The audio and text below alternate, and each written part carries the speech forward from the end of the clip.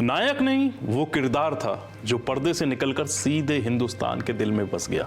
जी हाँ, हम बात कर रहे हैं उस शख्स की जिसने भारतीय सिनेमा को देशभक्ति का एक नया चेहरा दिया। मनोज कुमार। भारत कुमार के नाम से मशहूर इस दिग्गज अभिनेता, निर्देशक और लेखक का 87 वर्ष की उम्र में निधन हो गया। आज हम उनके जीवन, संघर्ष, सफलता और विरासत की अनसुनी कहानियां लेकर आए हैं। मनोज कुमार, शुरुआती जीवन और सफर।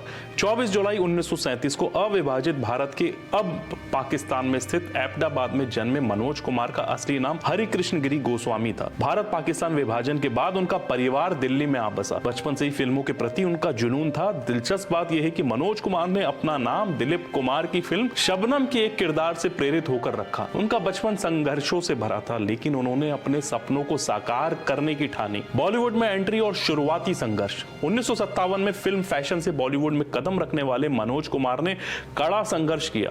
शुरुआती दिनों में वे रोमांटिक हीरो के रूप में नजर आए, लेकिन असली पहचान मिली 1965 में आई फिल्म शहीद से, जो भगत सिंह के जीवन पर आधारित थी। इस फिल्म की सफलता ने उनकी छवि एक देशभक्त नायक के रूप में कर दी। उनकी फिल्मों में देशभक्ति का जज्बा देखने को मिला, लेकिन क्या आप जानते हैं कि उनकी कई फिल्में सरकार को भी प्रेरित करती थी। रोटी, कपड़ा और मकान जैसी फिल्म ने सामाजिक मुद्दों को उठाया, तो क्रांति ने भारत के स्वतंत्रता संग्राम को बड़े पर्दे पर उतारा। भारत कुमार की छवि देशभक्ति का पर्याय। 1967 में रिलीज हुई उपकार फिल्म ने उन्हें सिनेमा में भारत कुमार की छवि दी। मेरे देश की धरती जैसे गीत आज भी देशभक्ति के पर्याय माने जाते हैं। उन्होंने पूरब और पश्चिम, क्रांति और रोटी, कपड़ा, मकान जैसी फिल्मों में सामाजिक मुद्दों को उठाया। उनकी फिल्मों में सिर्फ देशभक्ति नहीं, समाज की गहरी समझ और संवेदनशीलता भी दिखी। रोटी, कपड़ा और मकान में बेरोजगारी, गरीबी और भ्रष्टाचार को उन्होंने बड़े पर्दे पर बखूबी उतारा। मनोज कुमार की फिल्मों की खास बात यह थी कि वे मनोरंजन के साथ साथ एक संदेश भी देती थी। उनकी फिल्मों का असर आम जनता के दिलो दिमाग पर पड़ता था। यही वजह थी कि उन्हें भारत कुमार कहा जाने लगा। मनोज कुमार और विवाद। मनोज कुमार का करियर विवादों से भी अछूता नहीं रहा। सबसे बड़ा विवाद तब हुआ जब 2007 में रिलीज हुई ओम शांति ओम में शाहरुख खान ने उनके अंदाज की नकल की।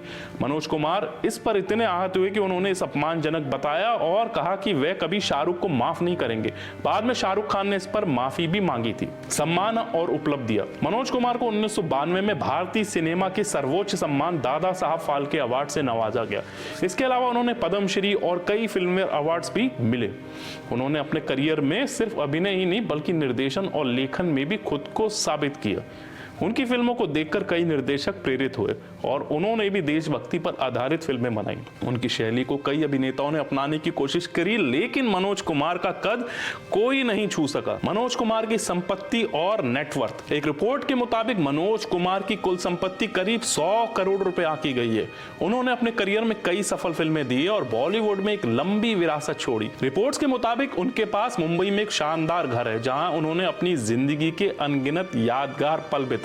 अलविदा भारत कुमार। मनोज कुमार के निधन के बाद फैंस उन्हें श्रद्धांजलि दे रहे हैं। सोशल मीडिया पर भारत कुमार ट्रेंड कर रहा है। लोग उनके देशभक्ति गीतों और फिल्मों को याद कर रहे हैं। कई प्रशंसकों का कहना है कि मनोज कुमार सिर्फ एक अभिनेता नहीं बल्कि एक विचारधारा थे, जिसने भारतीय सिनेमा को नई दिशा दिखाई। उनकी विरासत जिंदा रहेगी। मनोज कुमार भले ही आज हमारे बीच नहीं है, लेकिन उनकी फिल्मों के संवाद, उनकी सोच और उनका देशभक्ति का जज्बा हमेशा जिंदा रहेगा।